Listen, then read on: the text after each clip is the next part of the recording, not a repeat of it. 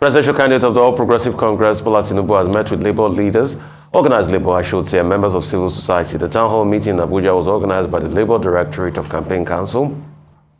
Some of those in attendance at the meeting were labor leader Ayuba Waba, his trade union Congress counterpart Festus Sifo, Tinubu's running mate Kashim Shettima, and Speaker of the House of Representatives Femi Gbajabiamila.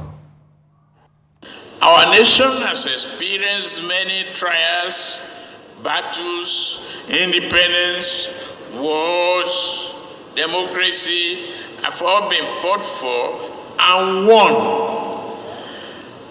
It's fragile. Democracy is not easy to manage.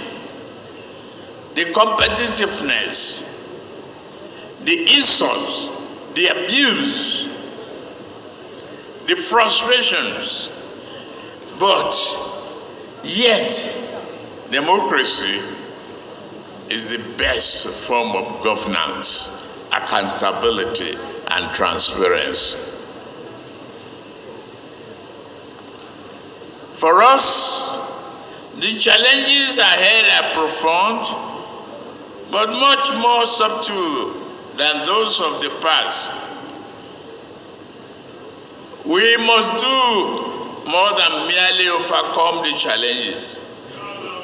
We must create a better, fairer, more just and compassionate nation. Much more than that. Right, a lot to talk about here. Are you? All right, a lot to talk about. I'll try to keep it succinct as much as possible. We already got the report there and also a live, just hearing the presidential candidate of the APC, Asiwaju Bola Ahmed Tinubu, addressing the organized labor. It was led by the NLC president, Comrade Ayuba Waba, and also jointly by the TUC, Trade Union Congress of Nigeria, Festus Sifo.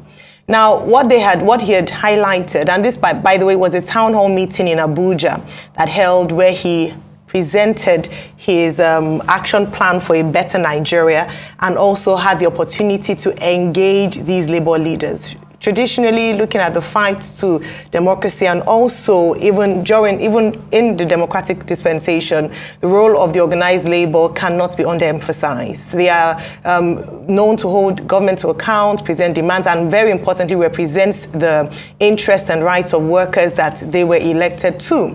Now, one of the things that this town hall meeting gave an opportunity to do was, first of all, obviously, Asiwaju Bola Ahmed Tinubu was able to speak to the representatives present alongside the Speaker of the House of Representatives and governors of other states and his deputy, Kashim Shettima.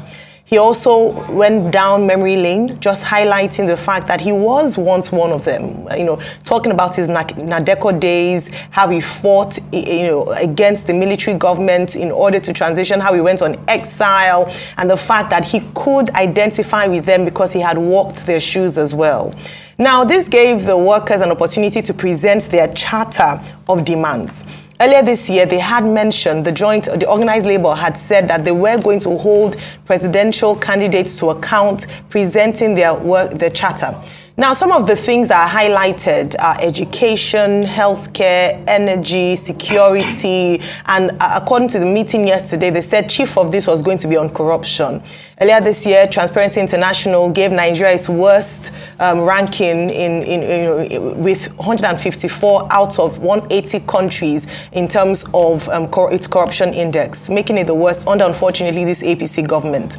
We have a big corruption challenge in the nation. Beyond perception, the reality is, day after day, we see the EFCC talking about how they're going to fight and going to win this war against corruption. And don't forget that President Muhammadu Buhari himself was elected on this platform that he was going to fight corruption. Unfortunately, that fight doesn't seem to have been very fruitful. This is what the Labour Party are asking for, that corruption is eroding the very fabric of our democracy, and they must do something about this. Don't forget, Nigeria has 20 million children out of school.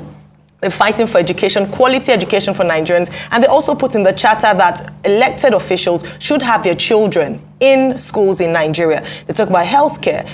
Primary healthcare in Nigeria, challenges there, they looked at that. So facing the issues, I'm hoping that beyond speaking to the APC presidential candidates who assured them that he was going to strengthen anti-corruption agencies, they will also hold these parleys with other presidential candidates. And beyond that, that they should sign and hold them to account on this charter so that if any of them become, emerges as winner next year during the elections, afterwards they will be able to hold them to account and fight for the interests of the Nigerian people whom they represent.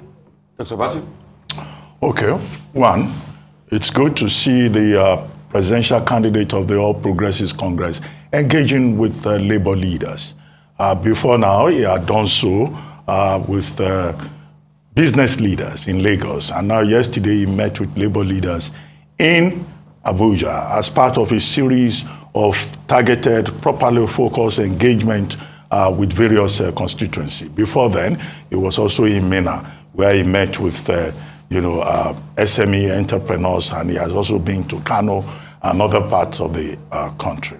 Well, labor, of course, is very important. It's a no-brainer. I mean, those two unions that he met with yesterday, the Nigerian Labour Congress and the TUC, the Trade Union Congress, represent virtually, the majority of workers in the country, all workers in the country, to put it in that regard. And so he made a point that it's not just working with business, he also has to work with labor leaders. I mean, the workforce of Nigeria, who in any case constitute the majority of voters, whichever way you look at it, because at the end of the day, we are all the workers. The purpose of the meeting, we were told, is to present the Tinubu-Shettima action plan for a better Nigeria. And at that occasion, Asiwaju Bola Ahmed Tinubu talked about, one, the fact that he has always identified with the labor cause, having been himself in the trenches for the fight for justice in Nigeria, for the fight for democracy in Nigeria. And as governor of Lagos State, I mean, he was very strong on the idea of federalism and equity. And, the Constitution serving the purpose for which, it was created. And so this was something that will resonate, of course, with members of the organized labor. Many of them who had, in fact, also been partners in that struggle that he talked about. Then he emphasized the fact that beyond being fellow travelers in the task to make Nigeria a better place, that he has concrete programs as president. He said he will address the problem of unemployment. He will create a credit system to give opportunities to workers. He will address the challenge of poverty. He will look at the educational system. He would transform the country's weak industrial base.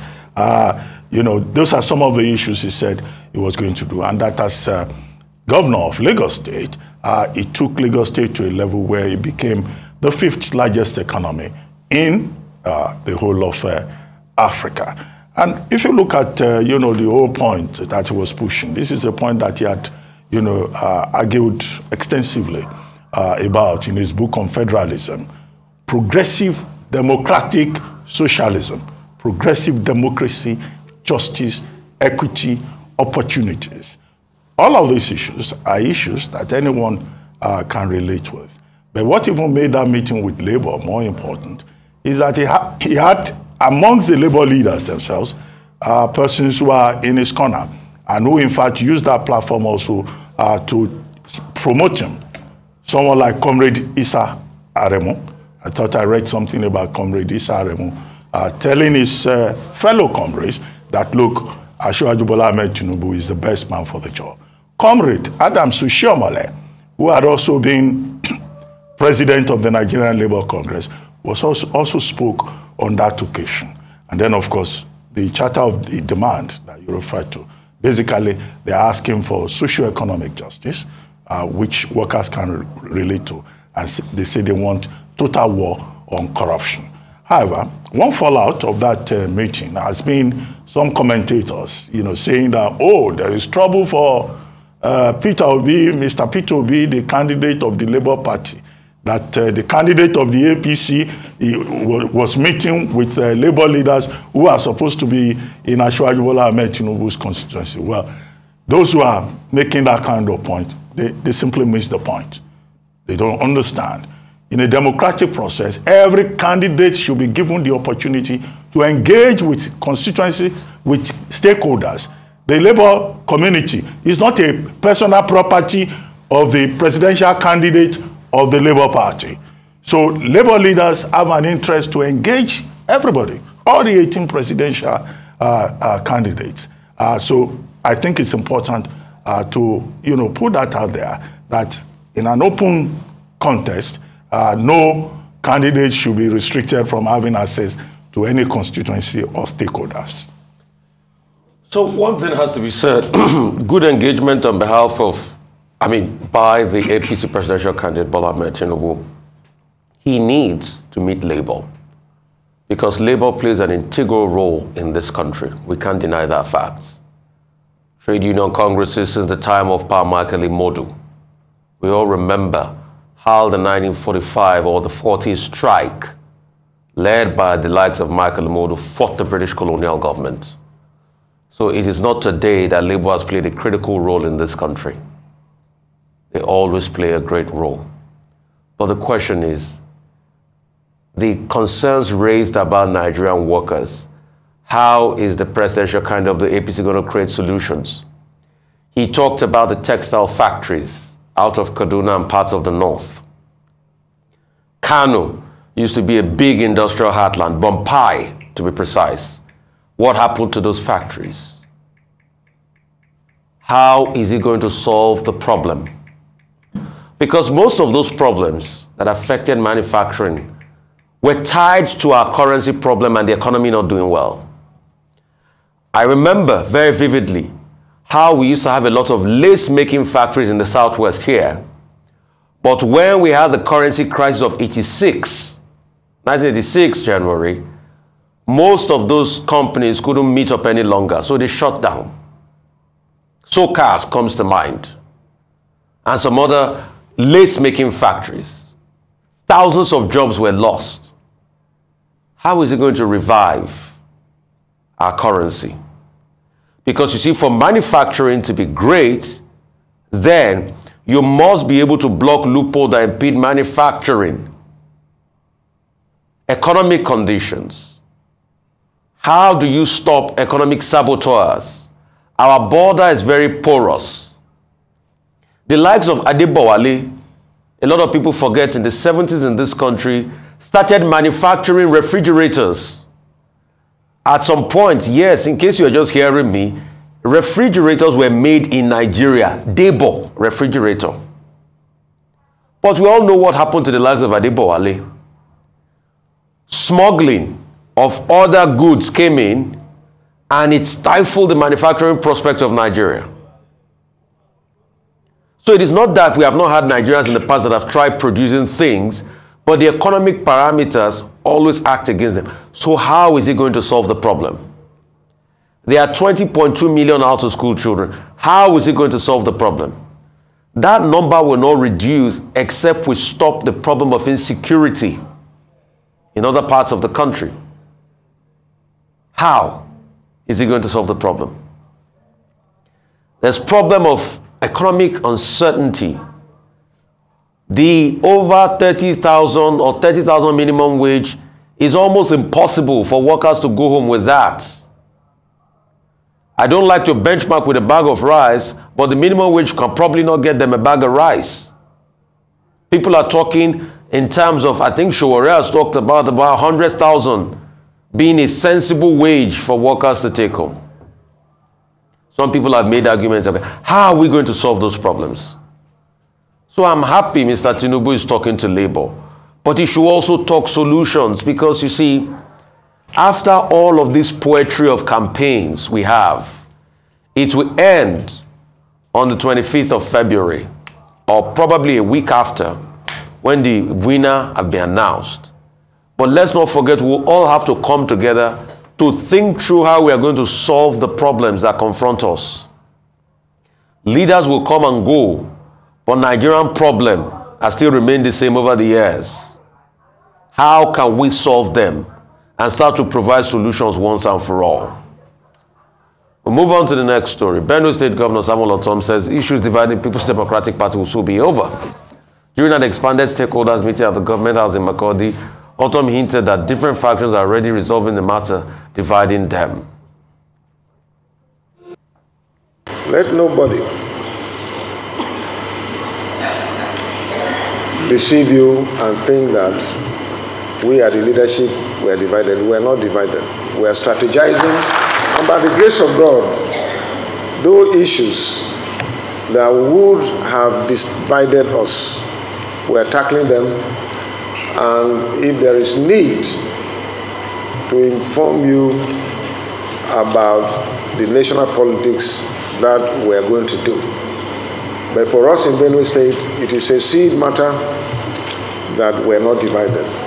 We have issues at the national level we are discussing, and by the grace of God, we will overcome them. Right, a lot to talk about this morning. Yes, well, PDP crisis, it's been on the table for a number of weeks, months, and unfortunately, this has gone on a bit too. Now people are saying, sort your house together, put your house in order so that you can focus on representing the people properly. Elections are going to be in a matter of weeks, and yet we're still looking at internal wranglings within the PDP. Don't forget, we have the G5 governors who have said that if that their grievance is that the chairman of the PDP, Senator Iyorchia Ayu, and the presidential candidate, Waziri Atiku Abubakar, are from the same zone, geopolitical zone, and this isn't right. Just balance that side by side with what the President Muhammadu Buhari of the APC had said. Perhaps there'll be relief from that, where he said that one of the strongest points for the APC is for them to remain united so that they can do well at the polls in the next few weeks. Unfortunately, the PDP cannot boast of this. Second of all is also the fact that they need to focus on the issues. Don't forget that Governor Samuel Ortom has always been said he's open to reconciliation, hasn't closed that door. That despite the agitations of fair representation across board, he has said that they are open to reconciliation. So he was just reiterating what he had always said. It's also important to note, we had this conversation yesterday, that the presidential candidate of the PDP had said that his appointments would be based on merit and federal character, ensuring there was fairness and fair representation. Unfortunately, this doesn't all go well for him, because even within his party, they're still sorting out the issues of fair representation and zoning. Very, very important.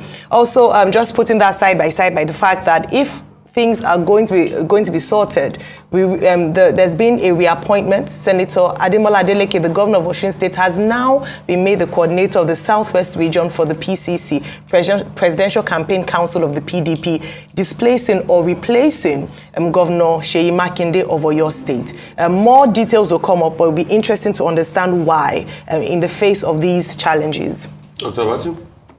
Well, there was a meeting about a day ago or so of members of the Integrity Group, including Governor Samuel Ortom himself, Governor Wike, and others, according to reports.